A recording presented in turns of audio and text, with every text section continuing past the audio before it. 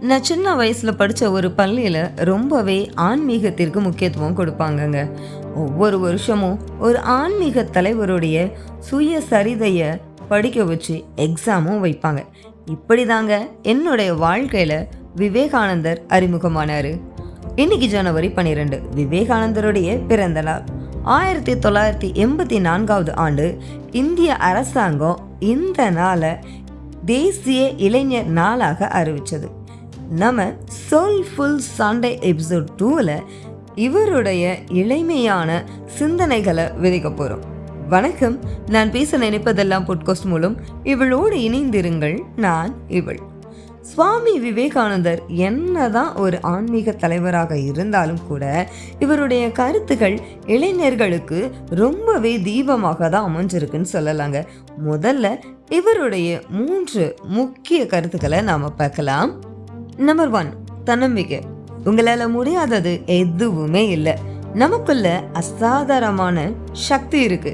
அதை உணர்ந்து தன்னம்பிக்கையாக மாற்றி செயல்பட்டால் இந்த உலகத்துல சாதிக்க முடியாத விஷயம்னு ஒண்ணுமே இல்லைன்னு சொல்றாருங்க. நம்பர் 2, கடின உழைப்பு.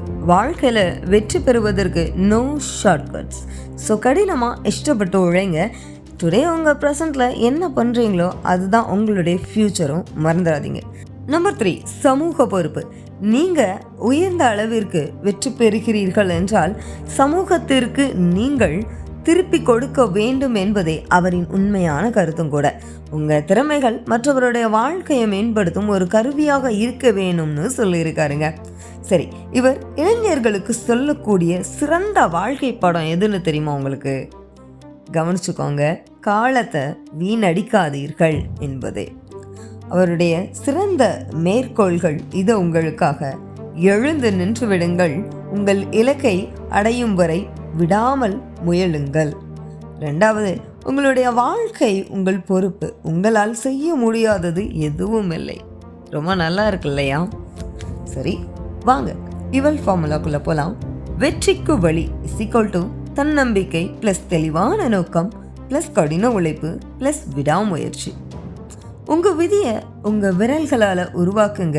நம்பிக்கை, முயற்சி மற்றும் அர்ப்பணிப்பு, இதன் மூலம் உலகத்தையே மாற்றலாம். இதுவே விவேகானந்தரோட ஆழமான கருத்தும் கூட. இதற்கு மேலும் இவரை பிடிக்கிறதுக்கு எனக்கு ஒரு முக்கிய காரணம் இருக்குங்க. அதுதான் இது.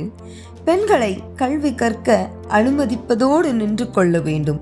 அதற்கு மேல் அவர்கள் விஷயத்தில் தலையிடும் உரிமை யாருக்கும் இல்லை. கல்வி கற்ற பெண்கள் தங்கள் பிரச்சனைகளை தாங்களே தீர்த்து கொள்ளும் சக்தியை பெற்று விடுகிறார்கள் அப்படின்னு சொல்லியிருக்காருங்க.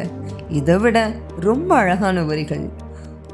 நீ அழகாய் இருக்கிறாய் என்று சொல்லக்கூடிய உரிமையை வேறு எந்த ஆணிற்கும் தராதே.